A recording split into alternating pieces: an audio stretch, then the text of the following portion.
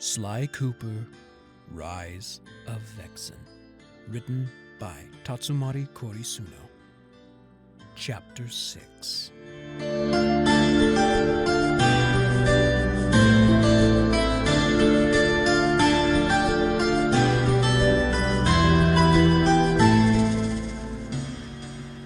They followed Clockwerk for nearly 2 hours before a city came into view on the horizon. As they passed a pyramid under construction, Clockwerk seemed to vanish as he dove into one of them, frightening the builders as he did. Well, now what? Kit asked once Murray stopped the van to contemplate their next move. Clockwerk dove in there pretty confidently. Maybe there's something down there that he knows about, Bentley countered. But what could be down there? Isn't this ancient Egypt? The workers won't finish those pyramids for another few decades. Someone on the outside pounded the side of the van, cutting Kit's question short as he came up to the window. What do you mean by putting your metal chariot in the presence of the great Mentu? A slender, black-furred jackal demanded, soon accompanied by nearly a dozen similar-looking canines, all holding shining steel spears. Murray tried to answer as some came over to the driver's side. I'm sorry. I didn't mean to... What is this astonishing machine that I see here? Another voice asked, instantly making the soldiers back away and bow low. Apologies, great Mentu. We will rid your sight of this intruder immediately. No, that will not be needed. The voice said. Vexen noted that the voice sounded young and familiar, but slightly beyond recognition. Something rubbing over the van's roof made everyone jump, looking all around to try and picture what was causing the noise, until the giant face of an owl appeared in the windshield. What is this transparent wall? Is this glass? I've never seen it so smooth and so well shaped. Tell me, who are you? And where did you come from? I have so many questions.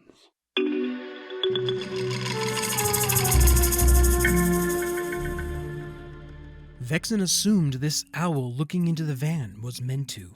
His wide ruby eyes and eyebrow-like feathers sticking out over the top of his head made him look slightly wild. Where had she seen this shape before? Bentley opened the van's side door, prompting the soldiers to stand and train their spears on him. Greetings, oh great Mentu. I am Bentley, and these are my companions. We come from the far west, beyond even the sea, Bentley said, bowing as best he could in his chair, signaling the others to do the same. Murray and Kit bowed as best they could in the front seat, while Vexen and Penelope knelt and bowed next to Bentley. From the far west?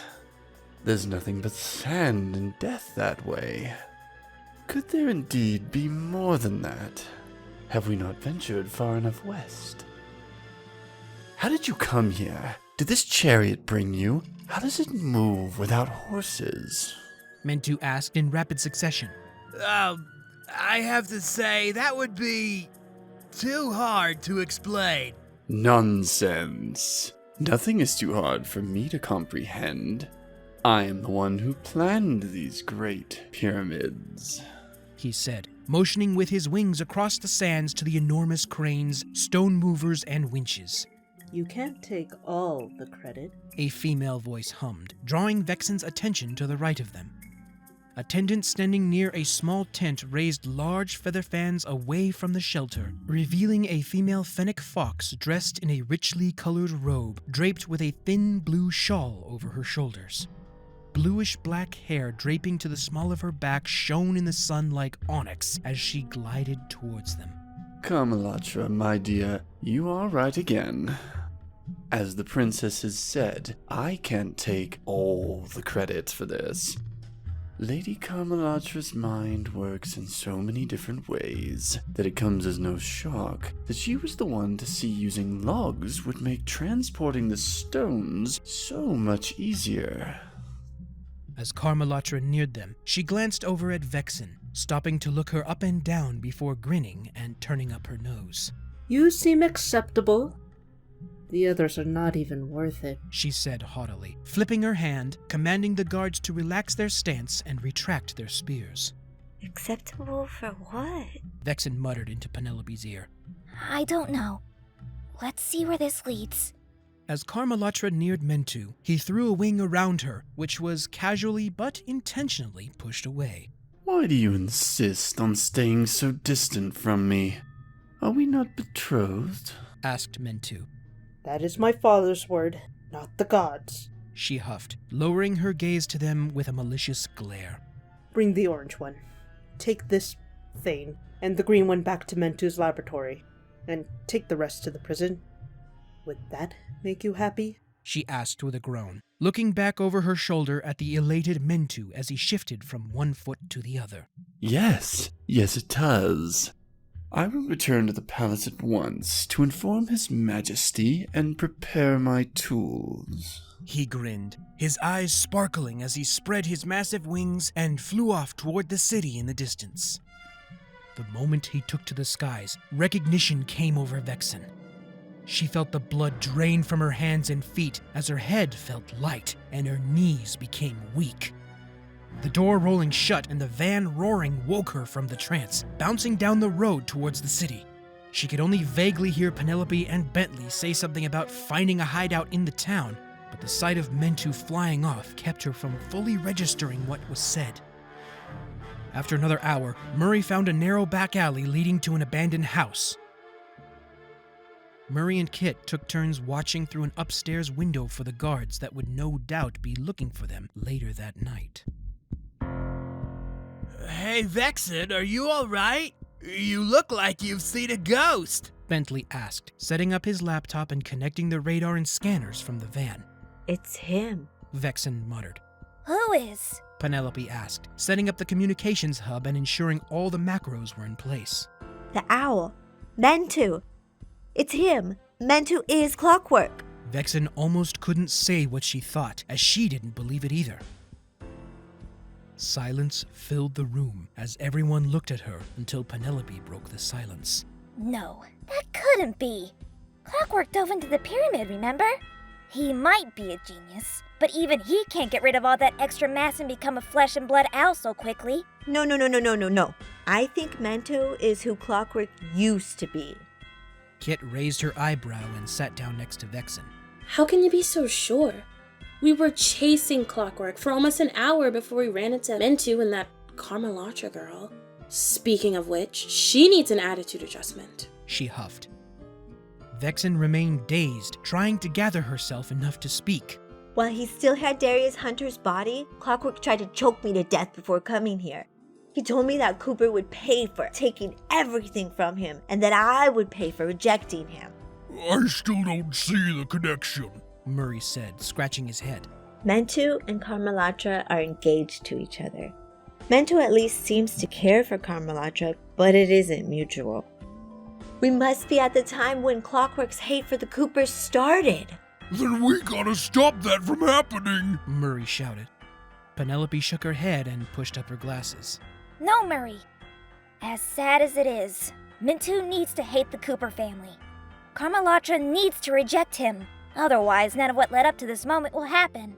If Mentu is who Clockwerk used to be, then everything that occurs due to this relationship turning sour needs to happen. Otherwise, we could all disappear forever.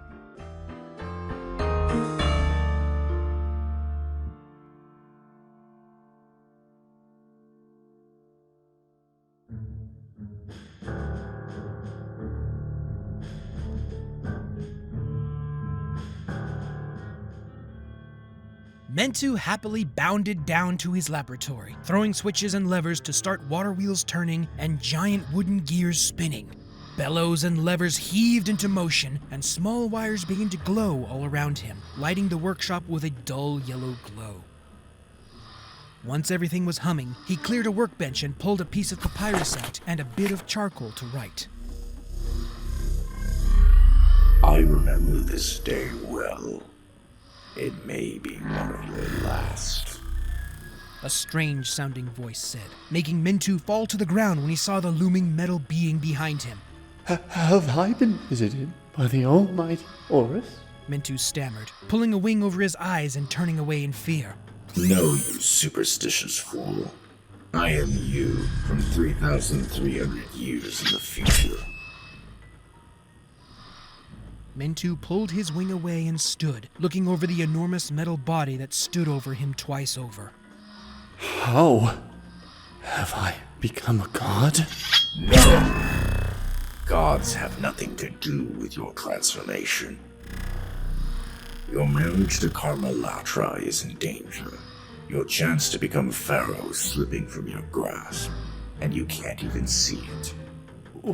What do you mean? We are betrothed, sworn to each other by the Pharaoh himself. That may be, but there is another that threatens to steal everything from you. You must stop him before that happens. I can tell you who he is and where he will be. Mentu took on a stern expression, squaring his shoulders and standing straighter. Tell me, I will ensure that my marriage will take place. Good. The name is Slytunkahmen Cooper. Mentu rolled his eyes and slumped his shoulders. He's but a simple thief that lines his purse with ill-gotten coin. We shall capture him easily, I assure you. The massive metal bird's feet forced the air from his chest and pinned him to the floor, the sharp blades of his talons digging through the hard stones. You underestimate his resolve to steal what you use. If you do not stop him, you will lose everything. What do you mean, use? Who or what am I using? Mentu asked, still struggling to free himself, but this being's strength was far beyond him. Even you do not understand. How could I have been as blind as you? The Princess Carmelatra. The metal being growled, making tools and wires in the workshop hum. How could I use her? I genuinely love her. She may not be happy with her father's decision, but in time, I will cherish her enough to have that emotion reciprocated. Mentu shrank down as the metal bird's face drew closer to him, the glow of his eyes blocking out the light of his crude light bulbs. Emotions like love will only hinder you. You must abandon it and set your sights on the throne, or else it will take away everything you have worked for until now, even your precious Carmelatra. I have lived with this burning rage for longer than you can ever imagine, all because I underestimated one lowly thief. I command you, do not make the same mistake. Now listen carefully. You will only have one chance.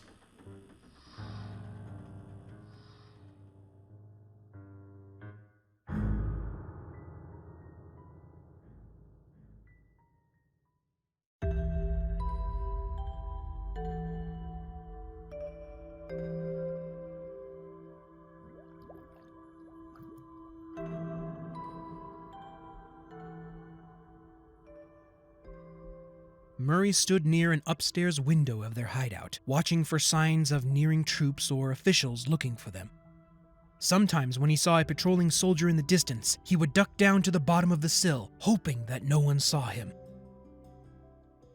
Downstairs in the alley, Bentley and Penelope worked as silently and quickly as possible to upgrade the van to have a silent running mode. The batteries were powerful enough to run it without using the engine. It was just a matter of making the necessary adjustments. Kit climbed upstairs and walked to the window, leaning against the wall with folded arms. See anything yet? She asked, looking out the window. Nothing yet. That was pretty cool when you made those guards think there was a wall. They even hit it and still didn't think it was fake. How'd you do that? Murray complimented. Kit chuckled, scuffing the floor a few times with her shoe. I was taught it after Muggsy took me. It's a form of illusion that plays with your head. As long as you think it's real, it will act real. She explained, holding up her hand as a bird appeared in her palm and hopped around for a bit, flying over to Murray's shoulder before disappearing. Man, I bet Sly would love to see what you can do. Murray smiled. So, I keep hearing about Sly Cooper, but who is he? I get that Vexen's in love with this guy, but who is he? Murray chuckled and put his arm up. leaning against the window frame and staring blankly at the road below. Sly is a master thief who has a long family history. Clockwerk was responsible for making him an orphan and met Bentley and me at the orphanage. We had our fair share of scores, losses, and almost getting caught, but we've always managed to stay out of jail thanks to my strength, Bentley's brains, and Sly's smooth moves. Kit nodded, two of her tails swishing the floor and kicking up a small dust cloud that danced like tiny diamonds in the moonlight. Sounds like he's a real catch. What's Vexen's connection to it all? I remember Ivan calling her Inspector a couple of times. What's that all about? Murray was about to explain when he paused, wondering if Vexen wanted someone they hadn't known all that long to know their secrets. I used to be an Interpol officer. It was my main mission to bring that ringtail to justice worldwide. But these three always managed to stay one step ahead of me. Instead, I would have to settle with the leftovers of the criminals they robbed. Vexen answered, stepping into the light coming through the window. Vexen, I didn't... Don't worry, Kit. It was bound to come out sooner or later. My real name is Carmelita Montoya Fox, and I've gone by Vexen to try and keep me safe. Well, safer, since many people out there might want to see me hurt, or worse. As for why I'm trying to find Sly, I think you hit the nail by saying I was in love with him. It took me nearly a decade and being drugged through time to realize that.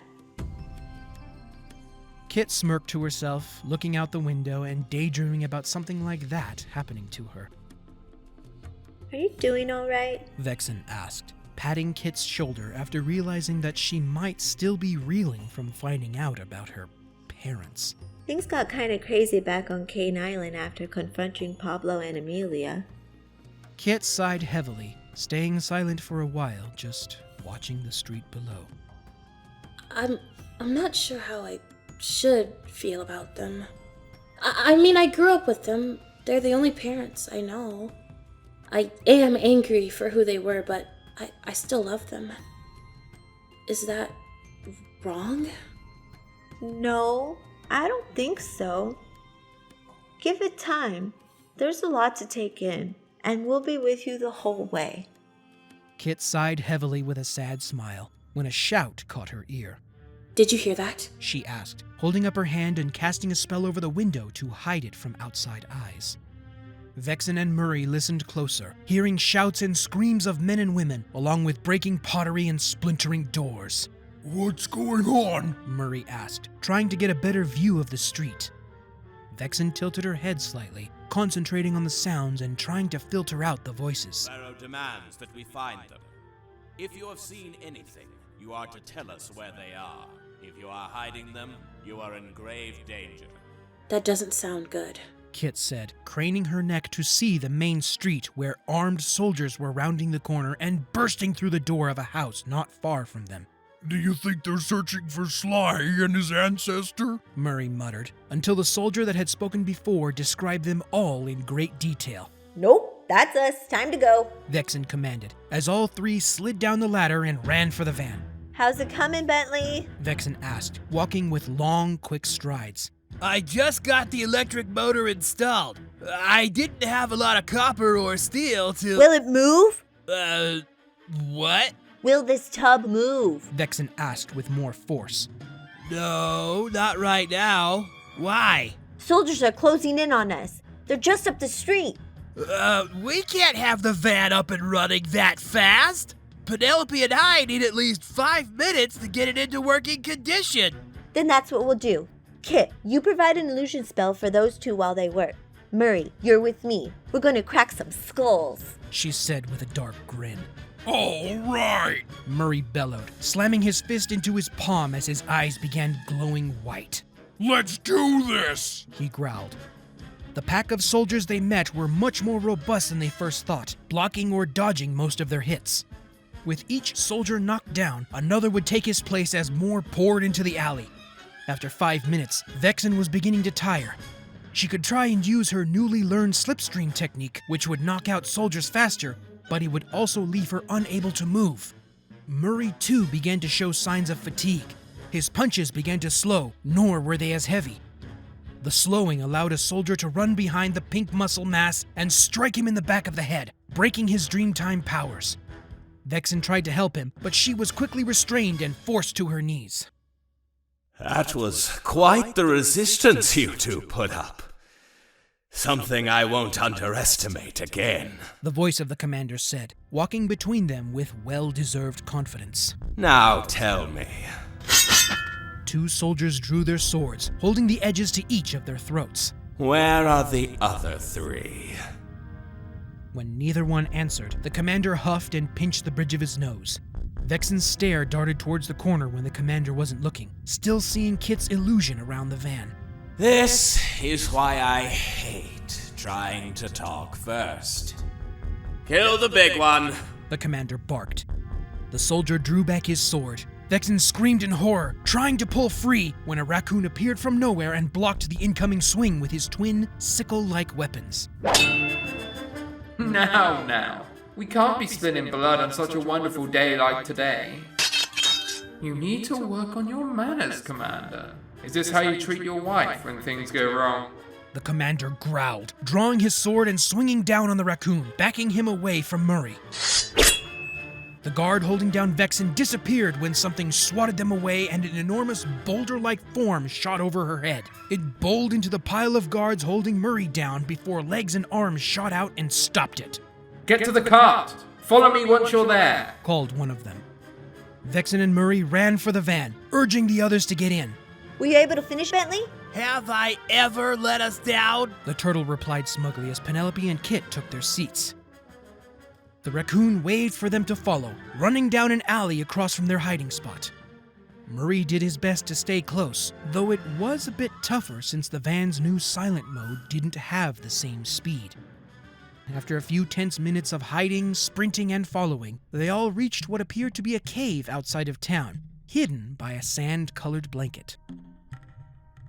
2 more looming figures came to the entrance before the sheet cut off the outside light, leaving them in darkness.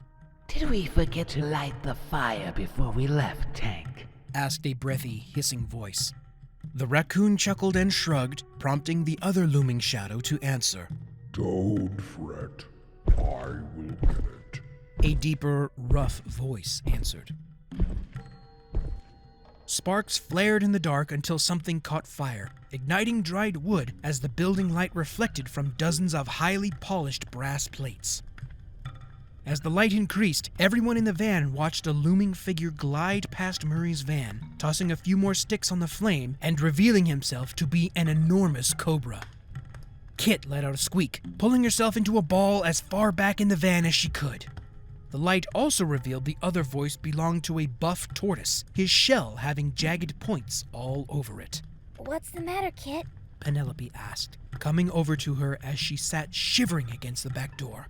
I'm scared of snakes.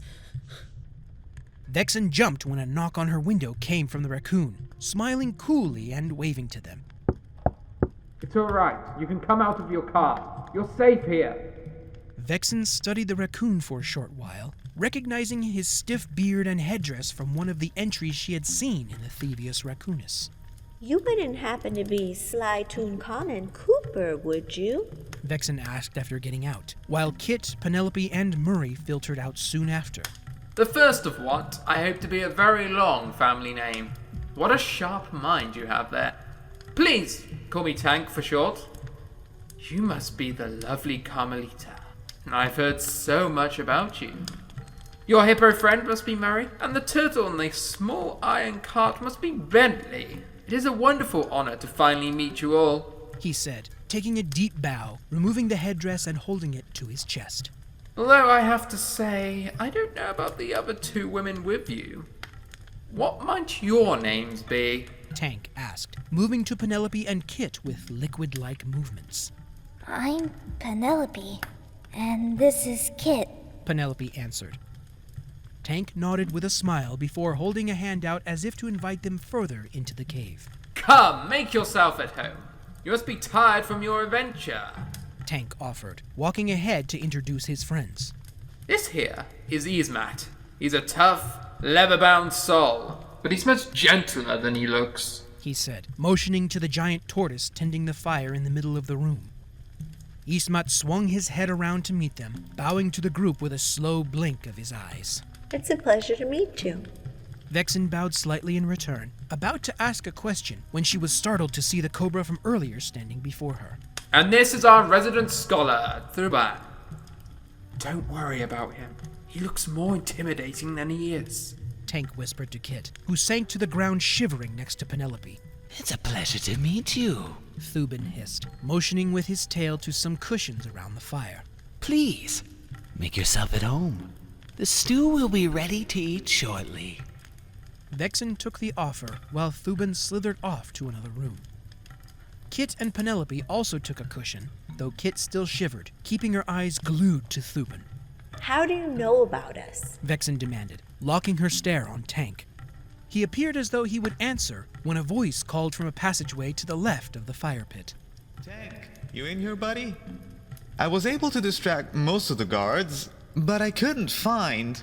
The voice stopped as if caught off guard, and Vexen froze, her heart pounding in her ears. She recognized that cocky, smooth-toned voice. Murray and Bentley were both slack-jawed as they stared at something behind her. Slowly, she turned around, hoping, praying even, that her journey was over. As she finally faced the sound behind her, standing there with his famous cane and blue cap, was the raccoon she had been searching for all this time. Carmelita, is that you? He asked. Vexen's legs felt wobbly as she stood, putting on her sternest expression, forcing her legs to make the few steps to stand face to face with him. For a long while, she said nothing, just staring into his gorgeous brown eyes, trying not to break down in thankful tears before drawing back her hand and slapping him across the face. Damn it, Ringtail! Yes, it's me! Vexen shouted, her voice cracking as she grabbed him by the collar, dragging him close and firmly pressing her lips to his. Sly did nothing for a while until he relaxed, putting his arms around her and pulling her in as tightly as he could. When Vexen finally loosened her grip, she pulled her hand into Sly's view, showing him the ring on her finger. My answer is yes. What are you talking about? I didn't ask. Yes, I will marry you, Sly Cooper, my criminal. She interrupted. Sly narrowed his eyes as he thought, staring at the ring on her hand before remembering that he had even purchased it. Well, this is a very welcome surprise. But why are you dressed like that? Did you have to go undercover again? Sly teased, until Vexen backed away, spinning the ring on her finger. No, Sly. I became a thief.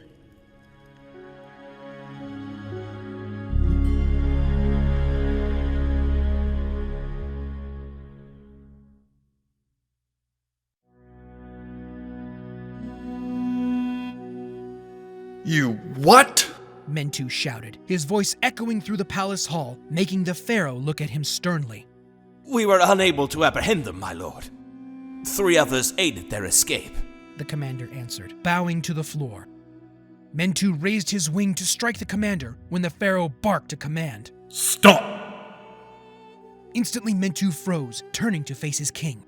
Mentu, I have the utmost trust in your decisions, but only when I am informed. Who are these individuals which you have deemed necessary to capture, and what have they done to warrant such action? The Pharaoh asked sternly. Mentu lowered his wing, his eyes darting to and fro for an answer. I have received word of 5 individuals planning an assassination for you, my king. This source is entirely credible, and with the severity this threat presents, I did not have time to take action and inform you at the same time, my king. Mentu replied, bowing to the Pharaoh deeply enough to hide his worried face. Very well then. Ensure that situations like this do not arise again. Your devotion to the care you take is well appreciated. It will serve you well in protecting my daughter. The Pharaoh answered sternly. Mentu promised and renewed his vow of service before taking his leave, bringing the commander to speak in private. Now tell me, who was it that interfered? Mentu growled to the commander. It was a raccoon, a cobra, and a tortoise, my lord. The raccoon bore the scepters of House Cooper. Mentu's beak creaked as he clenched his jaw hard. Take your platoon and search the city again. We cannot let them escape.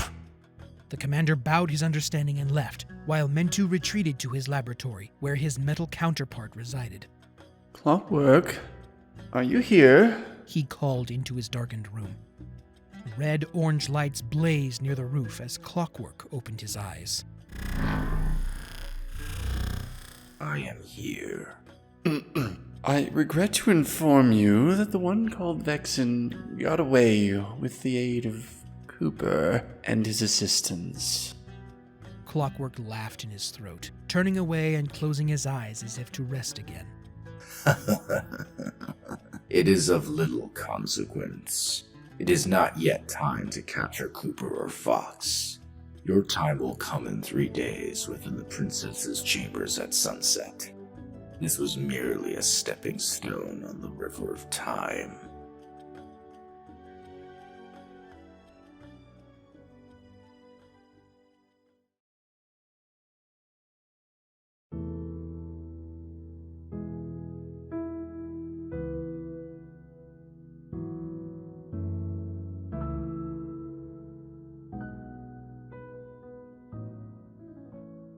For almost a full day, Sly avoided Vexen with a vengeance, roughly pushing past her whenever she tried to talk to him. Tank, Thuban, Ismat, and Kit tried to calm him down with little to no success. Bentley and Murray were also feeling his cold shoulder after having been thoroughly and ruthlessly scolded by Sly for helping her. Vexen had never seen Sly that angry, but his anger felt like a heat filling the room. She wondered if her feeling of confused hurt was how Sly felt when she met him in the Old West, and then in prehistoric times when she stormed off in a rage. Bentley thought it best to keep Penelope away for the time being, as Sly was still unaware of her switch with an alternate dimension version of herself.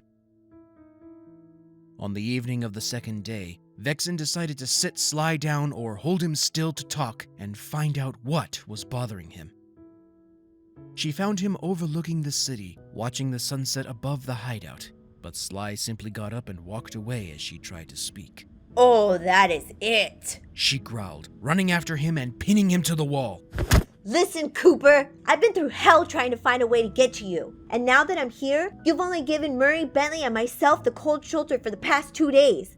I gave up my life as an officer to find you. Vexen loosened her grip on his now dingy blue sweater and bowed her head to his chest. 3 years, Cooper.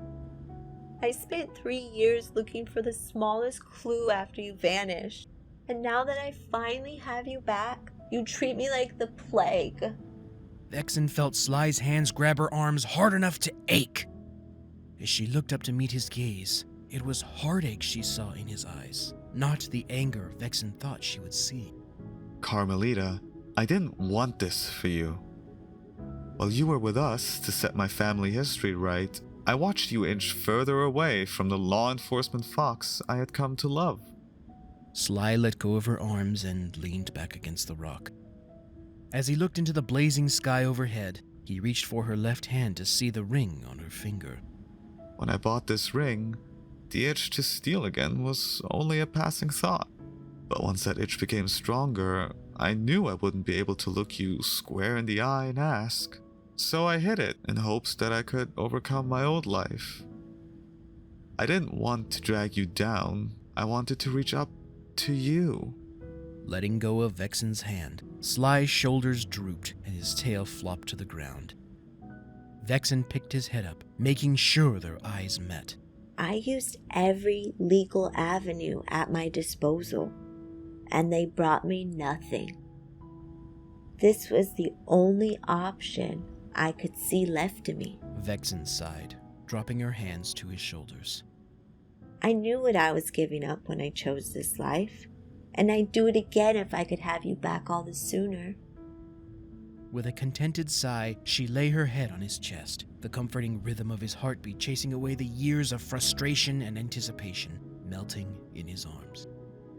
I finally caught you, Sly Cooper. Don't push me away. Sly took a deep breath, putting his arms around her and holding her tighter.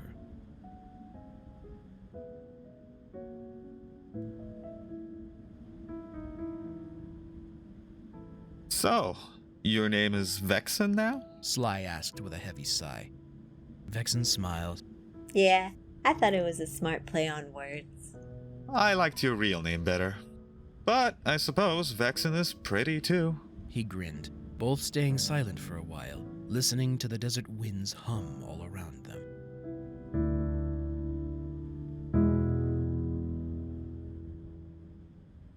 Well, now what? You've accepted my proposal, even though I couldn't do it in person, and you've become a thief.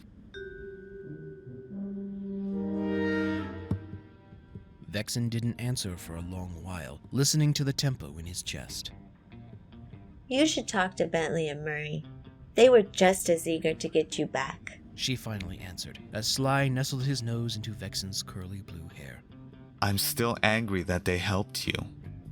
I hope Bentley at least tried to make you reconsider. And why is Penelope back? You do remember what she did to him, don't you? Yes, I remember. But it's a lot more complicated than that. She isn't the same girl you saw, and Bentley can explain it better. There is also the matter of stopping Clockwerk. Clockwerk? I thought he was dead after we smashed his hate chip. You saw his body disintegrate. No, he isn't, and he's here right now. His body may have aged after I destroyed the chip, but it didn't disappear. The FBI somehow managed to get their hands on it for study. Sly turned up the corner of his mouth. Then Tank and I need to move up the schedule. There's an owl named Mentu who's taken all the parts of Le Paradox's ship that came with me. We've been trying to get those parts back for months so that Thuban can try to fit them together. No! You need to stay away from him. Let Tank deal with that. Why? He's just one owl with a short temper to boot. Kind of reminds me of you in some ways. You don't understand. I think Mentu is who Clockwerk used to be. If that metal owl is here talking to his former self, he could be setting a trap for you and Tank right now.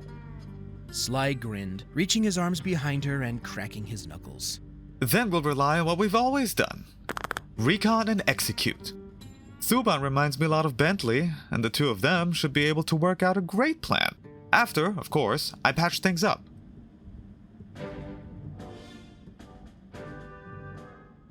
As the two of them walked back to the hideout hand in hand, Bentley started trying to defend his and Murray's actions in helping Vexen become a thief.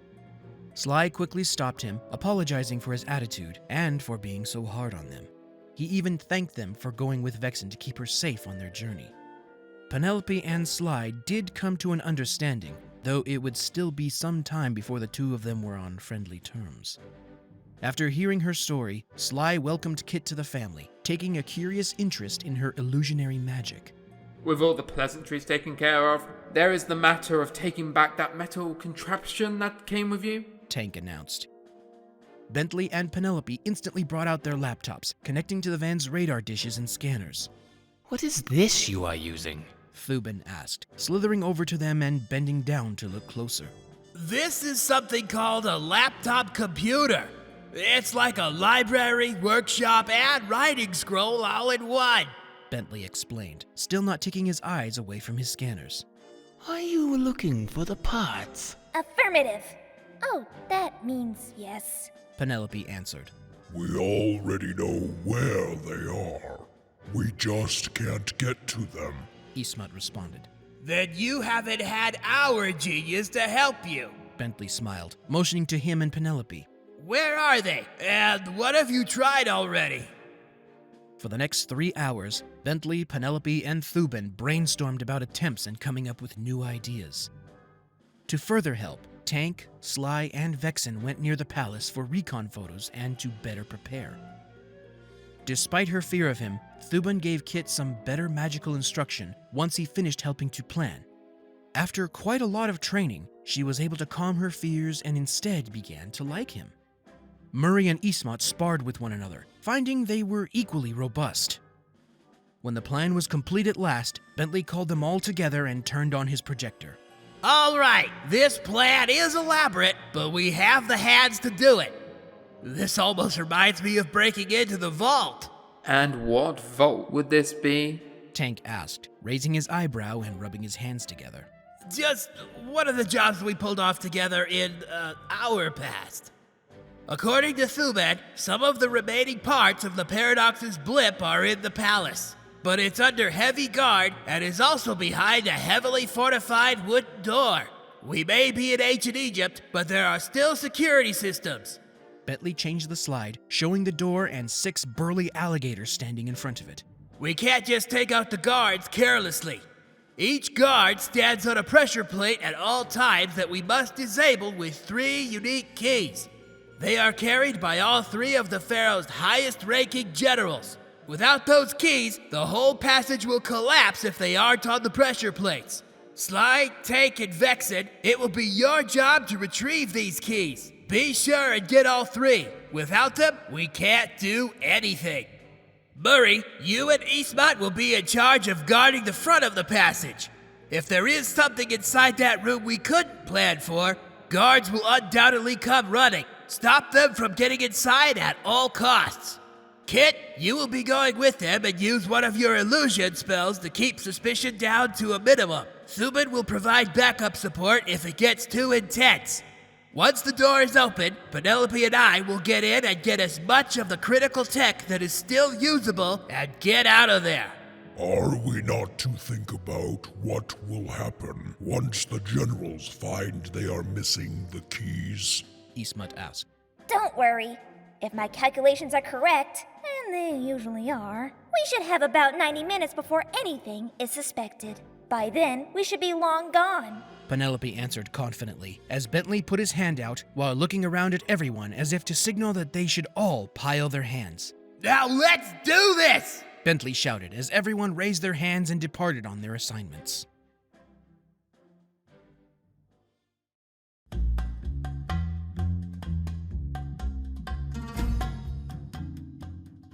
Mentu could hardly walk down the hallway, knowing what would happen in a few minutes.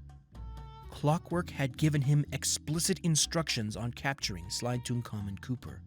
There was to be a break-in at the palace vault to take back some metal fragments, and afterward, Slytunkahmen would come into Carmelatra's room, running from the guards as a distraction while guards spotted them leaving.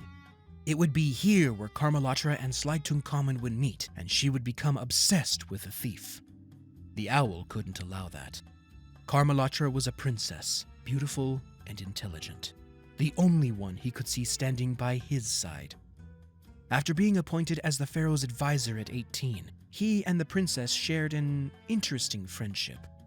Over the last 8 years, he had come to love her and tried many ways to express it.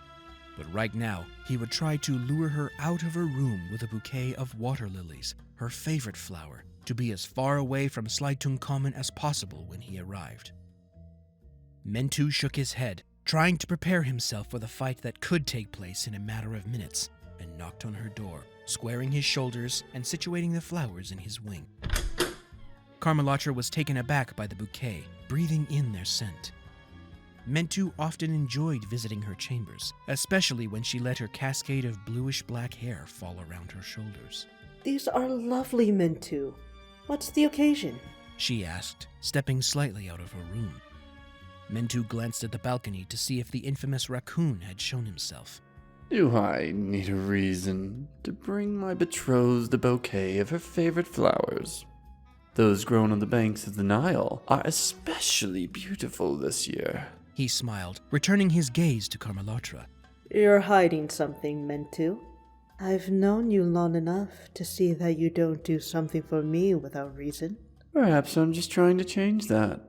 Carmelatra smirked, smelling the flowers again and calling over her servant to put them in a jug with water. becoming more severe as she leaned against the doorframe and crossed her arms. Out with it, Mentu. Something else is bothering you. Your shoulders are tense, and your eyes keep looking at something in my room. She scolded, looking back when Mentu glanced to her balcony. With a surrendering sigh, Mentu thought of his lie to the Pharaoh and decided to expand on it. A threat was made against your father involving those 5 we saw at the pyramids. Within the last few hours, that threat has expanded to include you. I just wanted to come and make sure that you are safe. Ever so faintly, he could hear the sound of guards giving commands as though they were chasing someone. Clockwerk's instructions had worked perfectly. Carmelatra tilted her head and smirked. You worry too much, Mentu. I have 4 very well-trained guards outside my room at all times. I highly doubt that anyone would be able to— Mentu glanced behind her, seeing a raccoon dressed defiantly in a copy of the Pharaoh's headdress, beard, and official skirt. Mentu pushed past Carmelatra and pinned the raccoon to the floor under his talons. Hello, Cooper.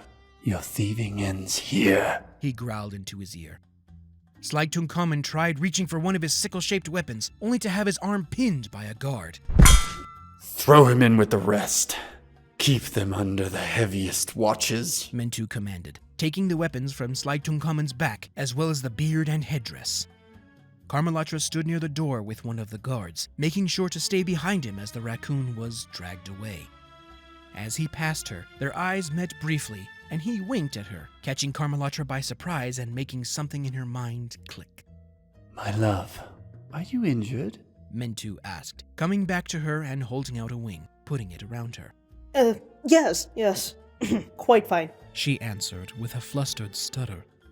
Mentu was about to press further when the Pharaoh and the Queen came running in with the most elite of guards.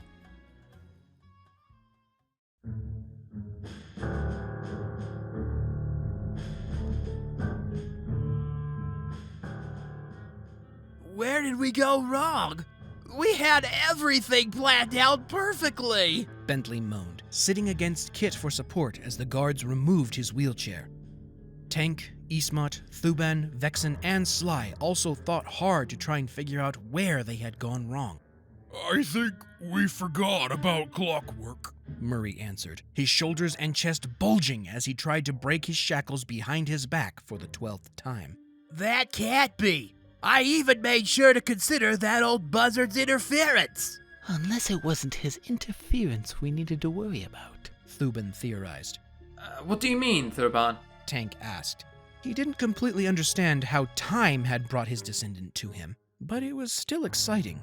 If you are indeed from the future, then your Clockwerk could have told someone about what would happen. But that's impossible, Bentley shouted. He would need knowledge of where we would be, what would be targeted, and who would be where. He even captured Tank in the princess's room as if he were waiting for him.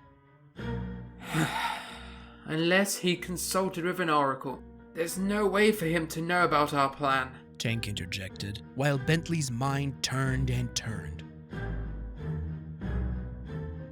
There are 3 possibilities to allow for that to happen.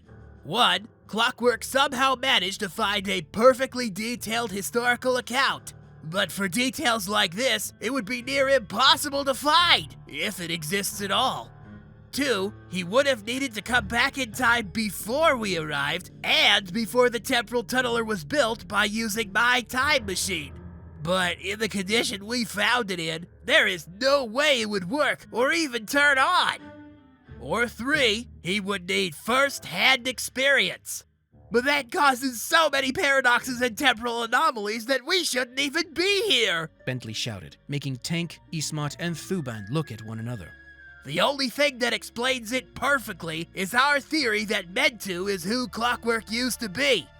If that is true, then Clockwerk is just providing his former self with details about what happened, Bentley continued. What is it you mean when you say paradox? Ismat asked. It means that something is happening that shouldn't be able to happen, Bentley snapped, slumping against Kit. Oh, this is all too much. My head's starting to hurt. Kit groaned as everyone fell silent and thought. So, where's Penelope? I see she didn't get captured. Sly asked with a bit of an edge in his voice. She stayed at the hideout and used her chopper for recon. That's how we knew about the guards coming for us and how Tank got out of there. Then how didn't we see them until it was too late? Vexen asked when the gate to their prison opened and a stocky bulldog walked in. That's because the Pharaoh's army is well trained, unlike you. Get up. The Pharaoh wants a word with you before your execution.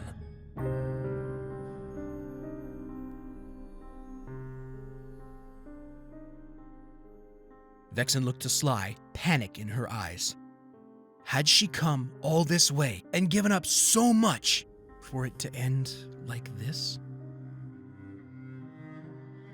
Sly's look of defeat made her feel like her heart disintegrated. Murray was roughly handed Bentley to carry as the guards led them out, tying each one to a chariot's railing as they took them to the throne room. Vexen and Sly were tied together, able to speak in whispers despite sitting within earshot of the driver. Do you know how to get us out of this? Vexen whispered. No, I don't. And, without my cane, I'm at a pretty big disadvantage. Don't say that. You're Sly Cooper, the greatest thief of all master thieves. Surely you can get us out of this. Carmelita, we've been caught, even with 3 brilliant minds working on a plan. We're outnumbered 70-1, and we're in a time where half our technology doesn't work or has been taken away from us. It's over. No, that can't be. I just got you back. I don't want to lose you again. Vexen whimpered, leaning into him and putting her chin around his neck. Sly sighed and responded by putting his chin around her neck as a tear fell from his eye. I know. I don't either. I love you, Vexen, he whispered, trying his best to comfort her as they were led up to the throne room, forced to kneel before the Pharaoh, the Queen, Mentu, and the Princess. You have made a grave mistake in threatening the lives of not only myself, but also my queen and my daughter. I would execute you immediately for this treason. But, at the behest of Princess Carmelatra, I would hear your reason for thinking that I need to be deposed. What wrong have I committed against my people? Everyone passed glances between one another, completely confused by the accusations against them. Bentley was about to speak when Slytunkahmen stood and walked before the group. Oh, King, live forever. We are here because we've been chosen by the one before whom evil trembles. We all come from far and wide with this common purpose, O King. There is one among the court who has been taking coins of the common people by force. We were sent to weed him out and told not to injure or kill any other than whom we seek. Everyone could hardly believe their ears that such a story would even convince them, but the Pharaoh seemed intrigued, leaning forward and narrowing his eyes. To the rest of you, is this true? Your strange clothes suggest coming from other lands. Everyone nodded eagerly as the Pharaoh fixed his gaze back on Slytunkahmen. And who is this traitor?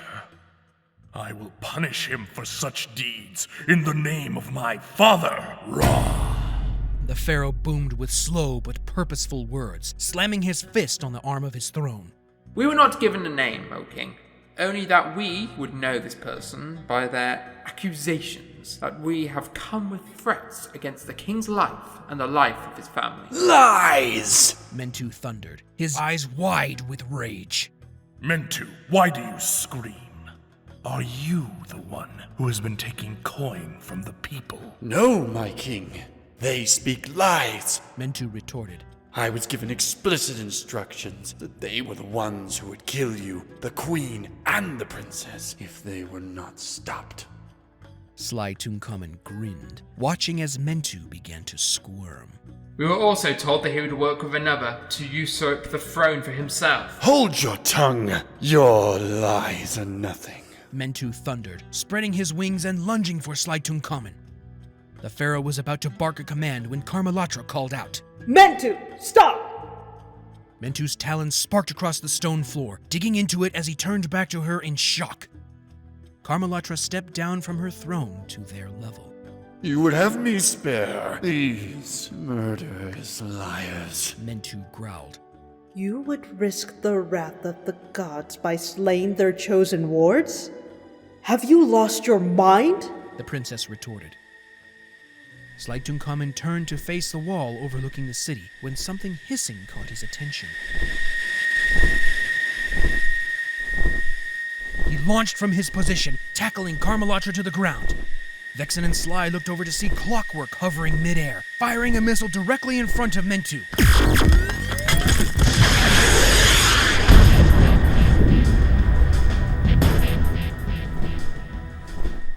Ismat rolled in front of them, using his thick shell as a shield against the blast that blew Mentu back.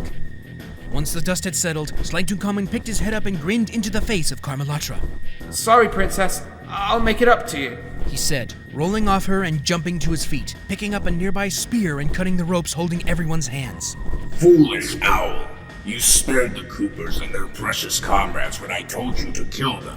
How hard is it to follow instructions? Clockwerk roared, circuits glowing angrily along every surface of his wings. I'll do it myself. Banks of missile hatches opened along his body and wings, while targeting lasers locked onto Slytunkahmen and Sly. Ismat grabbed Carmelatra and tossed her back up the stairs to the Pharaoh as the rest of the group began running for cover. Behind them, the ground popped as it was peppered with machine gun fire and missiles, throwing dust and chunks of rock in all directions. As they dove for cover within one of the halls, dozens of rockets and energy weapon bolts pelted the walls, clogging it with debris.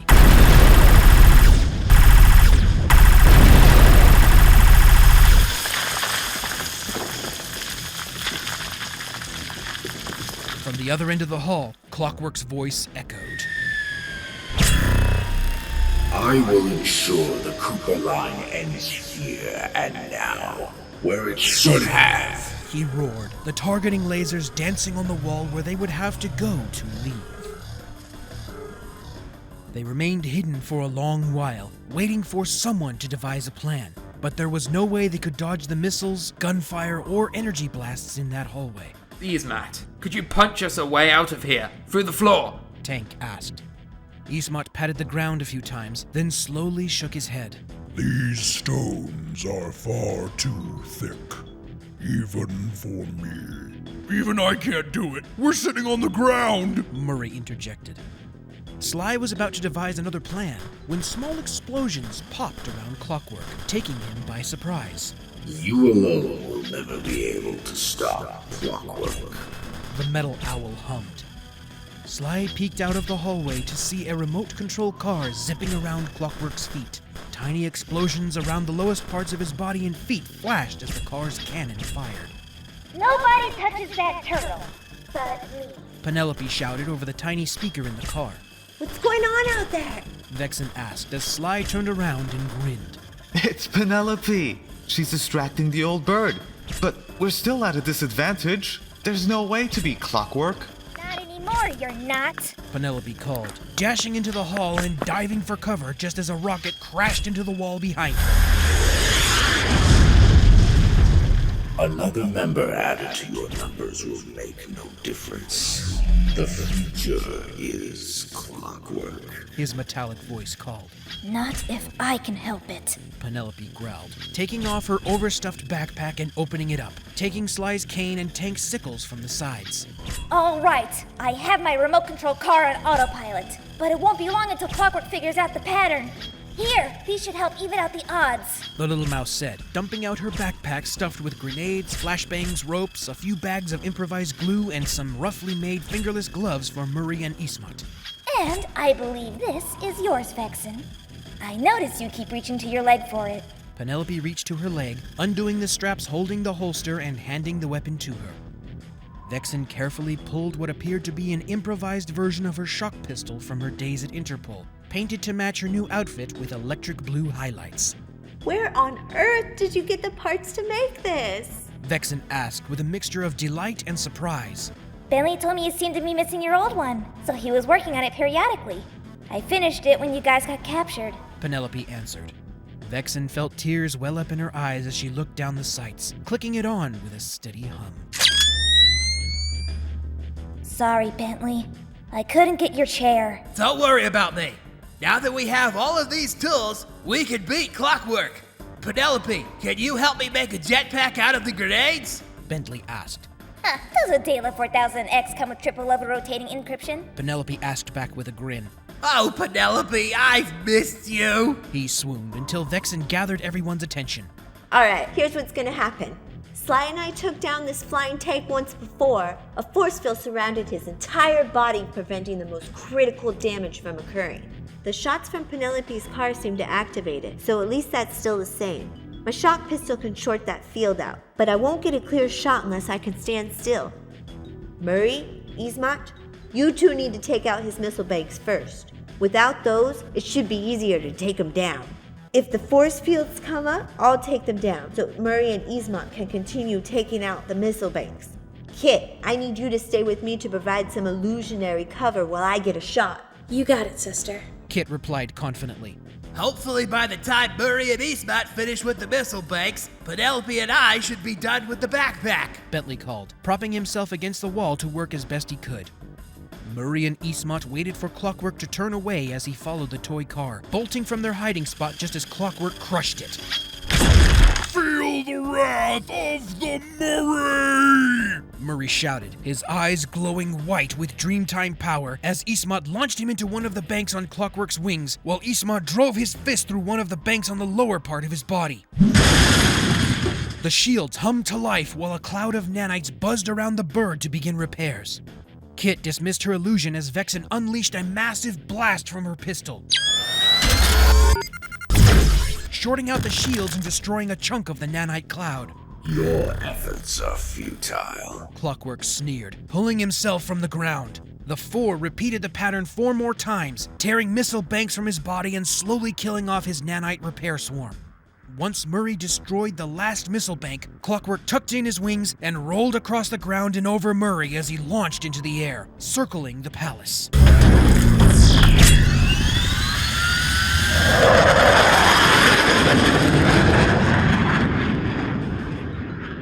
Murray, are you alright, big guy? Sly asked. Yeah, I just need to catch my breath.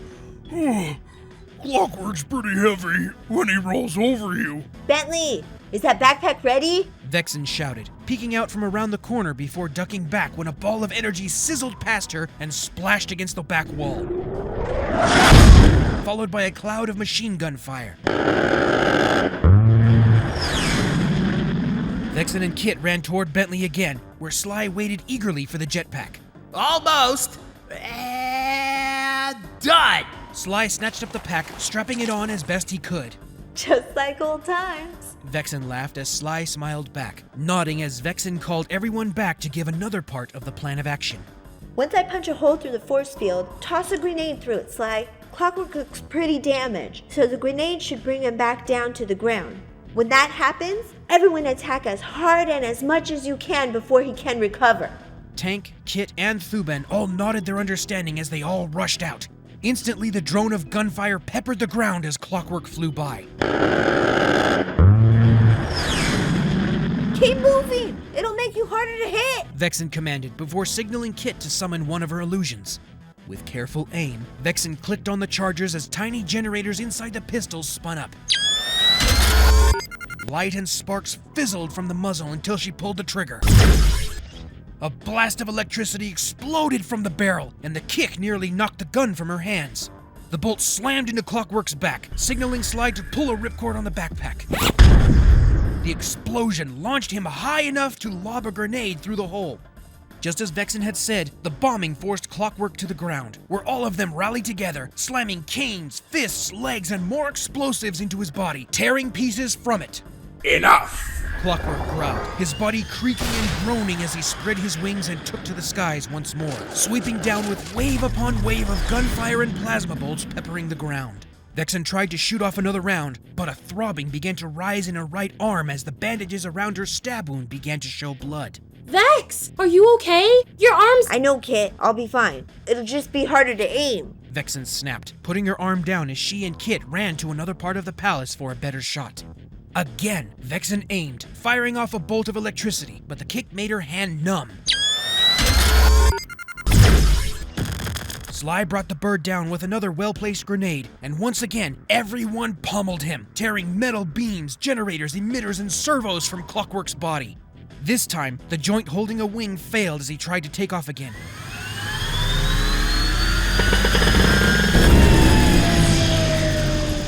Bringing the bird crashing down, allowing Sly and Tank to finish the job, bashing his head.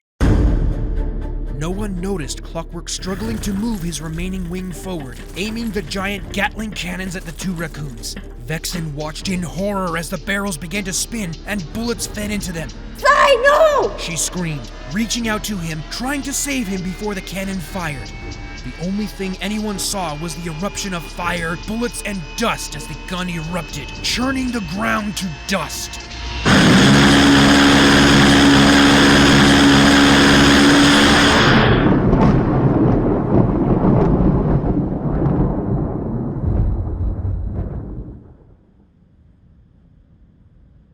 Silence filled the air as the sound of the gun echoed like thunder.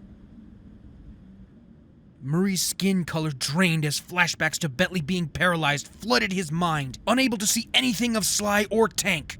With a roar, he charged at Clockwerk, eyes blazing like fire while earthquaking punches slammed into what remained of the owl's head. Splinters of steel and glass sprayed back at him, cutting through his skin with each hit until he reduced the head to scrap.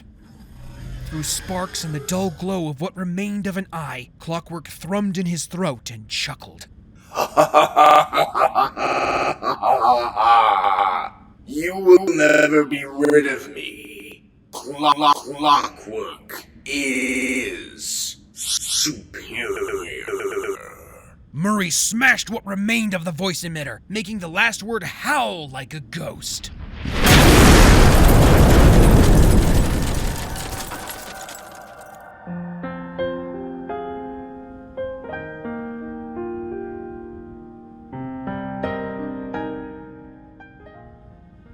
Collapsed to his knees, burying his face in his hands, wailing loudly and slamming his fists into the ground. Not again. Why? Why did it have to happen again? He bawled as Ismat came over and knelt next to him, putting a hand on his back and silently weeping with him. Bentley, Penelope, and Kit stood in stunned silence. Had their journey been for nothing? Bentley pushed himself into a seated position, holding his hand to his beloved Penelope and holding her close. Well, I guess this is goodbye. Now that Slytunkahmen and Sly are gone, time is sure to reset in a matter of moments. None of us will have ever met. I'm sorry that we couldn't find you sooner, kid, Bentley said, holding out his hand as she knelt next to him, tears beginning to form in her eyes. It's all right, Bentley. Meeting you all was more than I could ever have asked for. Penelope pulled herself up from leaning against Bentley's shell and took his glasses off. I love you, Bentley, she whispered as a hot desert breeze began to blow, kicking up dust around them, firmly kissing him as tears ran down her cheeks.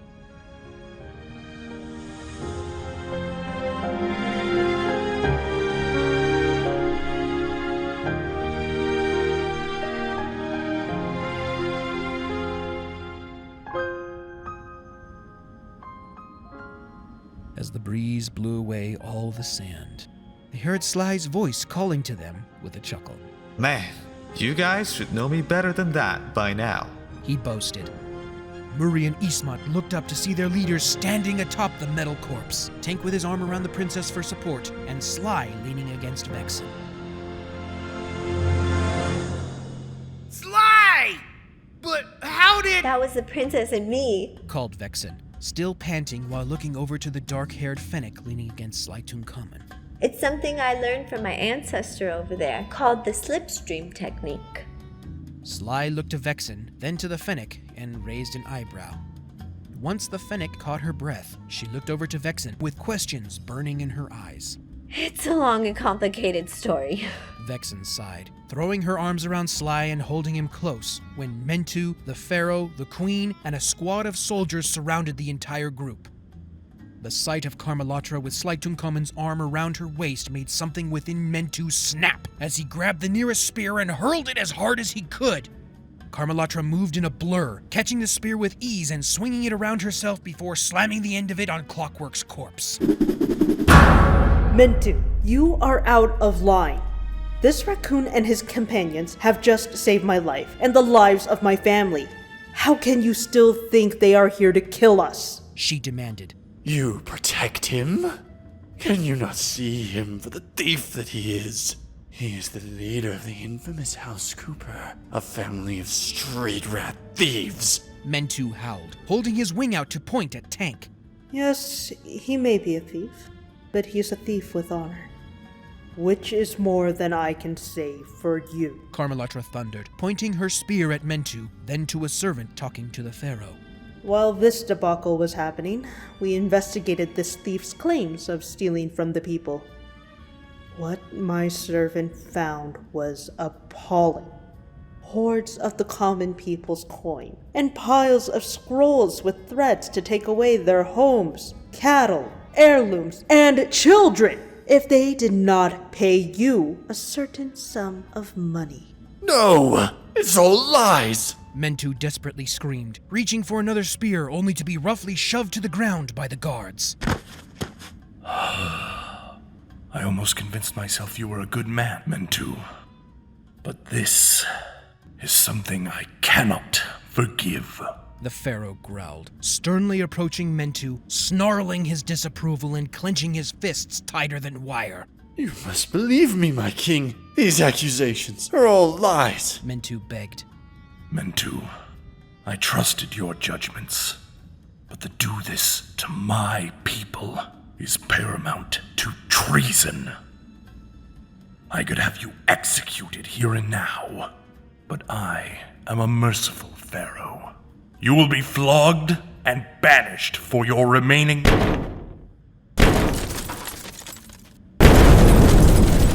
Something began to growl, punch, and fight within the body of Clockwerk, finally shoving a bloody fist through the debris and pushing aside the plating.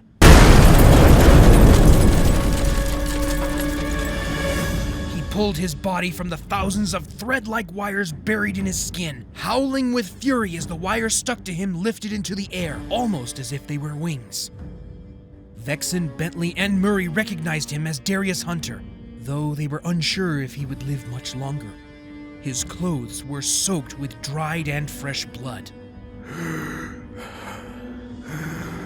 It has taken me 3,300 years to reach this moment.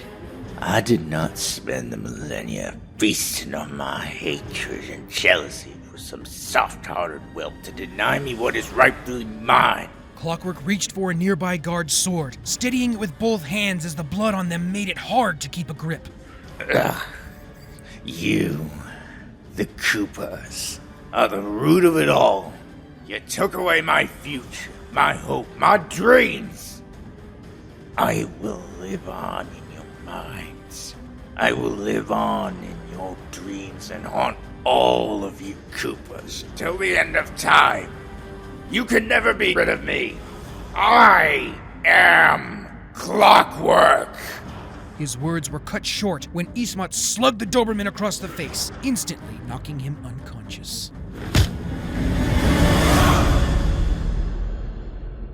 Was that who Clockwerk was? Tank asked, leaning over to Vexen. That's another long and complicated story. But to try and make it simple, Clockwerk was the demon inside of him. She answered, stepping down to Darius's body, feeling for a pulse. Sly came with her, ready to snatch her away if something happened. Is he gone? Sly asked, not daring to step closer. No, but his pulse is feeble. If we don't get him home, he just might die. I don't think that will be possible. I can't fight off all these guards and get to my van. Murray pointed out, drawing up his fists to fight. Chin up, Murray. Together we can. Ismat insisted, raising his fists to a ready stance as Thuban and Slytunkahmen also gathered, prepared for battle. To the side, Kit's hands flared with a spell, standing in front of Bentley and Penelope. No, Carmelatra snapped, stepping between the guards and the Coopers. No? Questioned the Pharaoh, coming closer to face his daughter. No, we must let them go. And what of the accusations that this entire group is thieves? Father, they have prevented what could have been a major disaster for Egypt. For now, we will let them go. They deserve that much. And when should we resume their pursuit? The Pharaoh asked, crossing his arms over his chest. Carmelatra looked back at the group, all still tense and ready to fight. Give them a day. How far could they possibly run that we wouldn't be able to find them? She answered slyly, glancing at Slytunkahmen.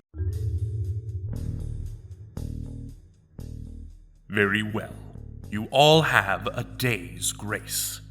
But with tomorrow's sunset, the hunt will begin anew. The Pharaoh announced. Slytunkahmen bowed deeply, crossing his hand over his chest. I'm very much looking forward to it, O King. Long may you live. The Pharaoh barked an order, at which the guards relaxed, setting their spears upright, allowing them to leave. As the Pharaoh watched them go, he noticed his daughter's stare lingering on Slytunkahmen. A heavy sigh escaped him when a guard approached. Mentu has escaped us, my king. We gave chase, but his ability to fly has left us unable to follow. The Pharaoh turned to the guard and shook his head. Leave him. I've already banished him from our lands. Send word to all the soldiers. If he is ever sighted again, he will be executed on sight.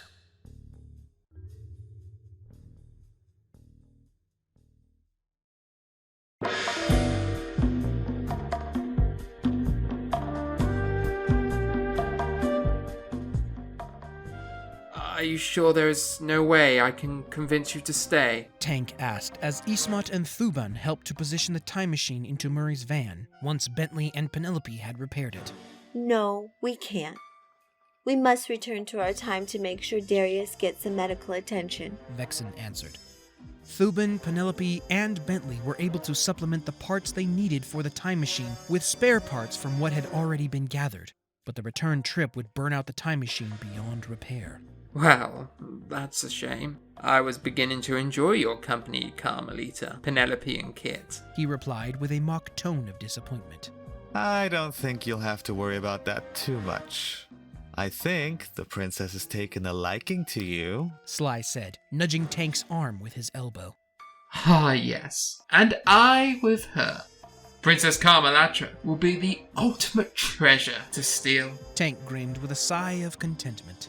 All right, everything's set, Bentley called from the shotgun seat of the van after Ismat helped him in. After many goodbyes and cryptic sayings, the group piled into the van and sped off over the sands while Penelope calibrated the time machine. Using Vexen's shades to scan for an era and some additional directional augmentations, they jumped back to the present on Cane Island.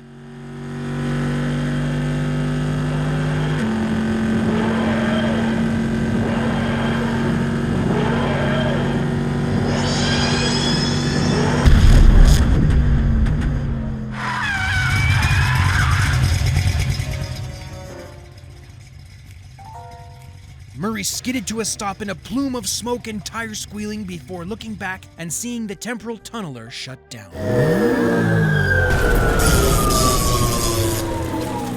Sparks rained down from the ring as conduits exploded and couplings melted. Smoke erupted from the van as the time machine made a similar display and fell apart. As they got out, Winthorpe looked at his watch, smiling as he told them that only about 10 minutes had gone by.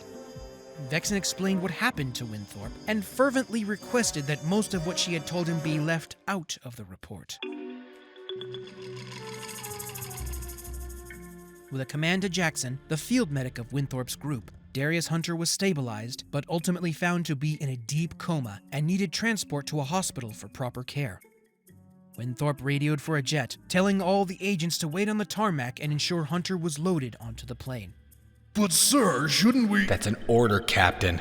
Winthorpe snapped, glaring at him with wild, light brown eyes. The captain agreed to his command reluctantly, calling all the agents in the area to follow him to the tarmac. Well, Carmelita Fox, I would accept your surrender, Winthorpe stated, with an almost disappointed sigh, reaching back for a pair of handcuffs and swinging them around on his finger. Vexen nodded, holding her hands forward and wrists together until Winthorpe chuckled. But as your first significant report involving Sly Cooper stated, I'm going to give you a one-time offer of a 10-second head start to run. Vexen laughed at his suggestion, but his eyes said he was serious. Winthorpe, you don't have to. 10, 9, 8. Winthorpe cut her off by beginning to count down from 10, while the gang quickly loaded back into the van. As he neared the end of his countdown, Winthorpe slowed. Vexen's mind raced until she spotted her opportunity. Lowering her eyelids with a sensual blink, she took one step closer. 3. Another step forward made Winthorpe back up, unsure of her sudden, yet attractive advances. 2. Vexen advanced again, lowering her hands to her hips and leaning forward to better see into Winthorpe's nervous eyes while he backed away again. 1. He stuttered, taking another step back when he bumped against a wall. He panicked, looking behind him and not realizing that Vexen had taken another step closer to him until he turned forward. Before he could say 0, Vexen reached behind his head and pressed her lips to his, completely stunning Winthorpe into silence. I'll see you around, kid. She smiled, running back to the van and jumping in as Murray peeled out, transforming the van into flight mode and leaving the island behind. I thought I was the only one allowed to do that, Mrs. Cooper. Sly said with a smirk that carried a jealous edge. What do you mean, Mr. Cooper? Vexen grinned in return, opening her hand to reveal a small key. In the distance, all of them could hear the livid scream of Winthorpe howling Vexen's former name. Carmelita Fox!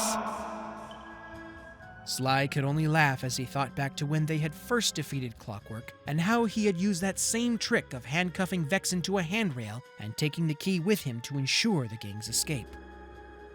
Sly would miss her continually chasing him, and to some degree, Vexen would miss chasing him. But they were together now, and so many new horizons waited for them.